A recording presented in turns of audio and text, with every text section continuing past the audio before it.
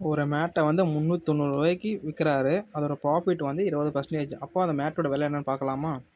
So first மேட்டோட விலை என்ன வேணும்னா, cost price equal to 100 into selling price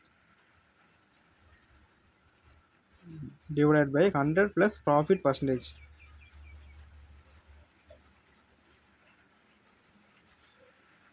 இப்போ 100 இன்ட்டு செல்லிங் ப்ரைஸ் விலை ரூ. 390 into divide by 100 plus profit percentage 20%. So 20 இது 39,000 இன்ட்டு 120